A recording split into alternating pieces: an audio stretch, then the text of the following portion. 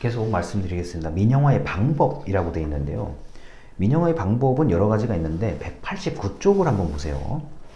189쪽에 맨 아래 보면은 계약이라고 되어 있어요. 계약. 우리가 개인과 개인의 계약. 여러분이 휴대폰 같은 거 계약할 때 계약서를 쓰잖아요. 그거 이제 생각하시면 돼요. 계약 제도는 정부가 서비스 제공에 필요한 자금을 공급하거나 경쟁을 통해서 선정된 어떤 기업에게 계약을 하고 서비스를 제공하는 것을 말한다. 자, 이거는 예를 들어서 우리가 지금 청소 용역 또는 정화조, 우리 오물을 이제 수거하는 정화조 같은 경우요. 자, 이런 경우는 이제 구청, 제가 살고 있는 동네를 기준으로 얘기하면 구청과 청소 용역, 환경 용역 업체가 계약을 맺어요. 보통 2년 단위 한 번씩 계약합니다. 계약을 하고, 자, 돈을 어느 정도, 예를 들어서 보존을 해주는 부분도 있고요. 수익을 어느 정도 낼 수 있고, 업체가 수익을 어느 정도 낼 수 있도록 또 보장을 해주는 부분들도 있습니다. 이런 것들이 모두 계약서에 다 포함이 돼요. 일반적으로 이제 이런 정부가 이제 좀 자금을 투입할 테니 이 서비스를 너희가 좀 대신했으면 좋겠다. 이런 형태의 계약들은 모두 어느 정도 표준화된 계약서가 다 있습니다.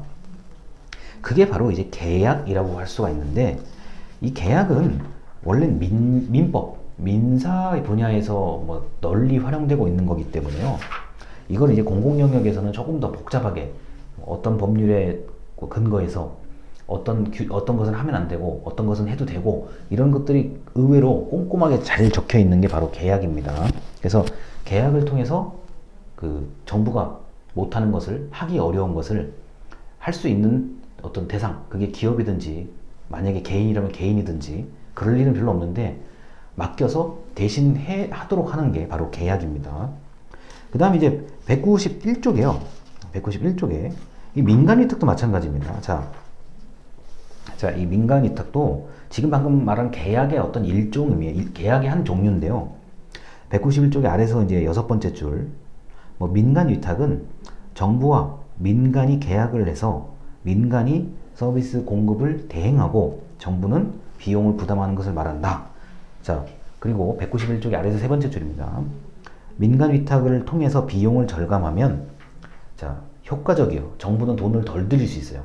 그런데 민간 업체끼리, 기업끼리 경쟁을 하려면 필연적으로 좀 단가를 낮춰서 신청을 해요.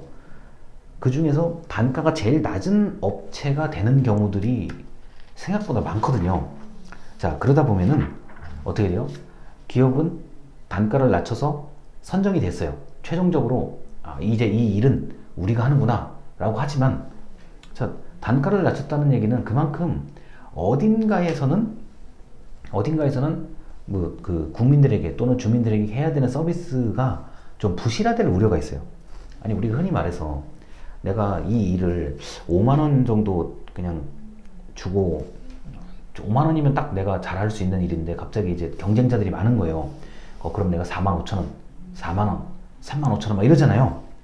자, 그렇게 했을 경우에 돈을 주는 사람 입장에서는 돈을 적게 해주니까 좋다라고 할 수도 있지만, 이게 반드시 좋은 것만은 아니에요. 왜냐면은 최저의 입찰, 그러니까 최저가로 지급하는 게 이 서비스를 받는 입장, 이 용역을 받는 입장에서는 반드시 좋은 것만은 아니에요. 그런데 계약하고 이제 계약의 일종이라고 봐도 민간 위탁을 그게 틀림이 별로 없어요. 왜냐면은 어차피 계약 제도 안에 이게 민간 위탁이 들어가 있고 이렇게 되는 건데, 결국에는 저 개인적인 생각에서는 만약에 어떤 재화나 용역 서비스를 확실히 담당 공무원이 좀 안다고 하면은 단가를 이제 비용을 협상할 때 너무 저가를 얘기하지는 않을 것 같아요. 제 개인적으로 봤을 때는요. 왜냐면 너무 저가로 얘기를 하다 보면 흔히 말해서 서비스를 대행하는 기업이 남는 게 없어요. 남는 게 별로 없어요. 그렇게 되면은 좀 일을 좀 대충 하거나 부실하게 할 우려가 있습니다. 특히 이제 제가 이런 그 민간 위탁이랑 계약에 관련된 그 정부 계약에 관련된 심사 같은 걸 해보면은 최저 가격이 낮을수록 좀 더 그 평가 점수를 잘 받게 돼 있어요.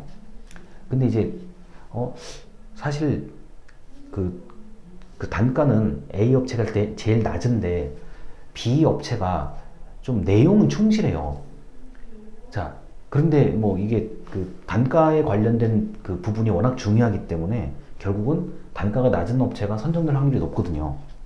자, 이게 이제 민간 위탁의 실질적인 좀 모습을 제가 잠깐 말씀을 드린 거고요. 그 다음 193쪽에 이제 이용권이라고 되어 있습니다. 이용권은 그 바우처, 공식적인 법률적 명칭은 이용권인데 우리가 흔히 바우처 또는 어떤 사람들은 쿠폰이라고 얘기를 하기도 합니다. 자, 이거는 그 193쪽에 그 바우처 제도라고 되어 있는 중간 부분입니다. 자, 바우처라는 것은 정부가 서비스 제공에 필요한 자금은 부담을 하는데 정부가 특정한 사업자와 계약을 맺는 게 아니라 그냥 그 서비스를 구매할 수 있는 수단을 이용자한테 주는 거예요. 우리나라는 지금 신용카드 형태의 바우처라고 해가지고 이거를 그 바우처를 이용할 사람한테 줘요. 그럼 이걸 가지고 이 카드를 받은 사람이 나는 A를 갈까 B를 갈까 C를 갈까 D를 갈까 그 목적에 맞게 사용할 수밖에 없는 카드거든요. 그래 내가 오늘 A 가서 딱 결제를 하고 서비스를 이용해 봤는데 별로예요. 그럼 사용자는 B에 가서 서비스를 받을 수가 있어요. 그러니까 서비스의 종류는 같은데 선택은 누가 해요?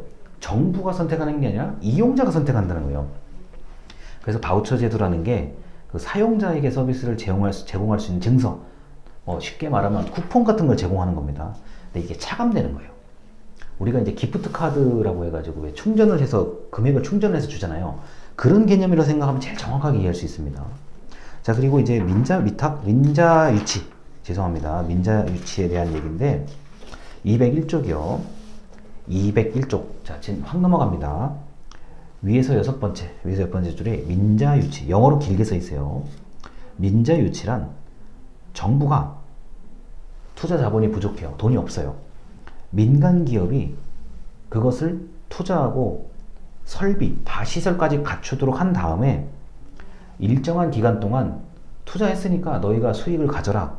그런데 일정한 기간이 지나면 자, 정부가 소유하거나 아니면 민간에 완전히 매각하는 경우, 너희가 어느 정도 수익을 그 일정 기간 동안 보장을 받았으니까 그 다음에 어떻게 할까? 정부가 다 가지고 올 거냐?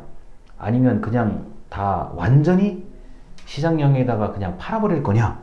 이런 등등의 계약들이 있습니다. 이것도 계약의 일종인데 이건 나중에 아마 뒤에 가면은 민자 유치의 유형에 대해서 따로 배울 거예요. 이게 요새는 이제 지하철, 우리가 민자 유치로 지하철을 건설했다. 아마 포털 사이트 검색하시면 잘 나올 거예요. 자, 그게 너무 돈이 많이 들어요. 그리고 지하철은 1년 만에 짓는 게 아니라 최소한 5년. 만약 철로가 길면은 굉장히 오랜 시간이 걸린단 말이에요. 그러면은 자본을 어디서 가져올 것인가에 대한 고민을 정부는 할 수밖에 없어요. 자, 그러다 보면은 뭐 몇 년부터 몇 년까지 그 수익이 얼마를 보장하고 이런 것들이 굉장히 복잡하게 돼 있어요. 그게 이런 또 수익률을 또 이렇게 미리 좀 이렇게 따져보는 사람들이 많거든요. 그러다 보니까 민자 유치는 가장 복잡한 계약서 중에 하나입니다. 뭐 몇 년도까지는 어떻게 되고 몇 년도까지 어떻게 되고 그런 것들이 굉장히 자세하게 돼 있고 협상도 굉장히 난항을 겪을 때가 어려움을 겪을 때가 많아요. 왜냐면은 정부는 좀 어떻게든 좀 더 좀 편리하게 일을 하고 싶은데 상대방 기업이 좀 만약에 기업도 마찬가지로 기업의 어떤 그 이익을 위해서도 움직여야 되니까 이게 좀 협상이 잘 안 되는 경우들도 있고 야, 지하철 이번에 굉장히 많이 탈 건데 뭐 20만 명 탈 건데 그런데 실제로 해보니까 뭐 5만 명 타고 10만 명 타면은 이게 예측이 잘못된 거잖아요. 이럴 경우에 이제 어떻게 할 것인가. 그러니까 좀 예상치 못한 문제들이 의외로 많을 수가 있는 게 민자 유치인데 워낙 대규모의 자본이 들어가다 보니까 이 방법을 지금 많이 사용하고 있습니다. 공공 영역에서는 대표적으로 지하철이고요. 여러분한테 직결되는 것은 기숙사예요. 기숙사도 민자 유치를 통해서 건설한 경우가 있습니다. 왜냐면 기숙사를 하나 짓는데도 보통 250억 정도 들어요. 이렇게 우리가 좀, 아, 나 여기 참 이 기숙사 좀 깨끗하다, 좀 쾌적하다, 이렇게 느낄 정도의 기숙사가 한 250억에서 300억 정도 들거든요. 돈이 적은 돈이 아니란 말이에요. 그래서 오늘 지금 이 영상에서는 계약의, 크게 보면 계약의 다 종류예요. 민간위탁, 바우처, 그 다음에 민자유치. 자, 뭐 제가 강의 자료는 네 가지로 얘기를 했는데 계약이라는 그 틀 안에 세 가지가 있다고 봐도 무방합니다. 일단 영상 여기까지 마치겠습니다. 감사합니다.